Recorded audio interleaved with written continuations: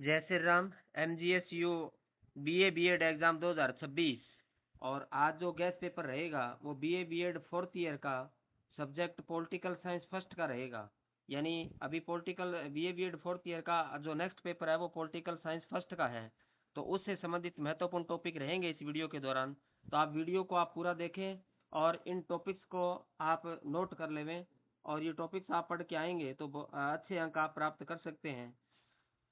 MGSU BA BEd exam 2026 BA BEd fourth year gas paper जो रहेगा वो subject political science का रहेगा, पॉलिटिकल साइंस फर्स्ट का रहेगा। तो पॉलिटिकल साइंस फर्स्ट पेपर के महत्वपूर्ण टॉपिक्स रहेंगे।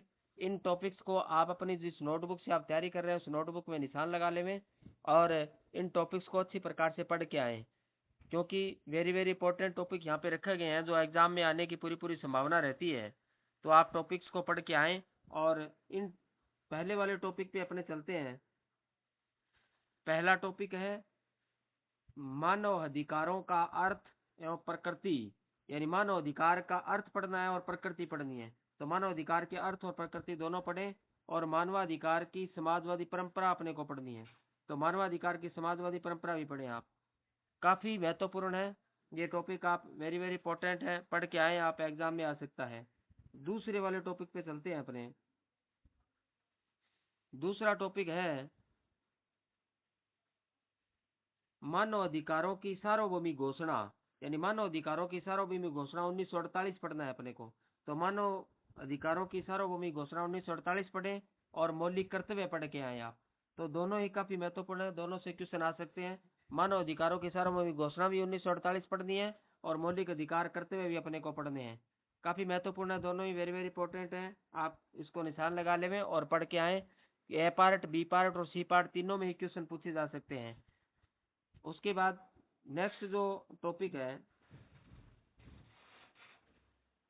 तीसरा तीसरा आप देखिए स्वतंत्रता के संवैधानिक अधिकार। यानी स्वतंत्रता के संवैधानिक अधिकार पढ़ने हैं अपने को और NHRC की संरचना और कार्य पढ़ना है अपने को। यानी स्वतंत्रता के संवैधानिक अधिकार पढ़ना है और NHRC की संरचना और उसके कार्य पढ़ने, ये भी काफी महत्वपूर्ण है। स्वतंत्रता के संवैधानिक अधिकार भी पढ़ना है और NHRC संरचना और कार्य उसके भी पढ़ने हैं।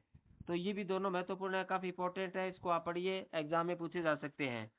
अगला नेक्स्ट टॉपिक पे चलते हैं अपने। टॉपिक 4,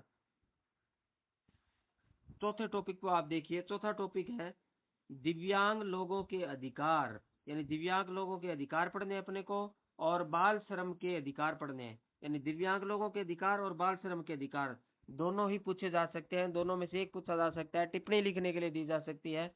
छोटे वाला क्वेश्चन पूछे जा सकते हैं, लघुत्रात्मक क्वेश्चन आते हैं बी पार्ट के, वो पूछे जा सकते हैं और सी पार्ट के बड़े क्वेश्चन भी पूछे जा सकते हैं।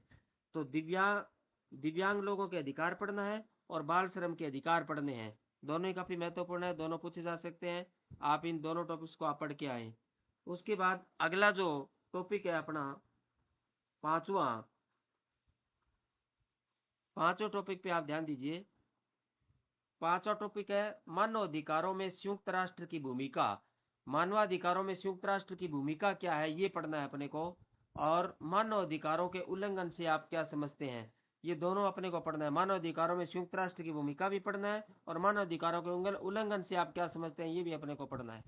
तो यहाँ ये काफी महत्वपूर्ण है, मानव अधिकारों से संबंधित टॉपिक। आप मानव अधिकारों में संयुक्त राष्ट्र की भूमिका पढ़ के आइए और मानव अधिकारों के उल्लंघन से आप क्या समझते हैं ये भी अपने को पढ़ के आना है, क्योंकि दोनों काफी महत्वपूर्ण है, दोनों टॉपिक पूछे जा सकते हैं। उसके बाद अपने टॉपिक नंबर 6 पे चलते हैं। छठा टॉपिक देखिए आप, मानव अधिकार और विशेषताएं। मानव अधिकार और विशेषताएं पढ़नी है और मानवाधिकारों के विशेष संबंध के साथ न्याय की व्याख्या करनी है अपने को। मानव अधिकार और विशेषताएं पढ़िए, मानवाधिकारों के विशेष संबंध के साथ न्याय की व्याख्या अपने को करनी है। तो ये भी काफी महत्वपूर्ण टॉपिक है, दोनों एग्जाम में पूछे जा सकते हैं अच्छी प्रकार से, आप इसको भी आप पढ़ के आइए। अगला टॉपिक पे अपने चलते हैं। टॉपिक सातवां टॉपिक पे आप देखिए। सातवां टॉपिक है बदलते समाज के संदर्भ में मानव अधिकार की व्याख्या। यानी बदलते समाज के संदर्भ में मानव अधिकारों की व्याख्या करनी है अपने को, और भारतीय संविधान में मौलिक अधिकारों की क्या भूमिका है ये अपने को पढ़ना है। तो बदलते समाज के संदर्भ में मानव अधिकारों की व्याख्या ये पढ़े आप, काफी महत्वपूर्ण है, एग्जाम में पूछा जा सकता है। Part A, part B, part C, paper के तीनों पार्ट में कोई सा भी क्वेश्चन यहाँ से आ सकता है। उसी प्रकार भारतीय संविधान में मौलिक अधिकारों की क्या भूमिका है ये आप पढ़िए, ये भी काफी महत्वपूर्ण है। इनमें भी part A, part B, part C, तीनों में से कोई सा भी पूछा जा सकता है। तो आप इस प्रकार दोनों टॉपिक अपने को पढ़ने हैं। उसके बाद नेक्स्ट जो टॉपिक है वो है पश्चिम में मानवाधिकार की उदारवादी और समाजवादी परंपरा। यानी पश्चिम में मानवाधिकार की उदारवादी और समाजवादी परंपरा अपने को पढ़नी है। और दूसरा मानवाधिकारों की मुख्य चुनौतियां अपने को पढ़नी है। तो पश्चिम में मानवाधिकार की उदारवादी और समाजवादी परंपरा पढ़िए, और आगे है मानवाधिकारों की मुख्य चुनौतियां क्या है ये भी अपने को पढ़ना है।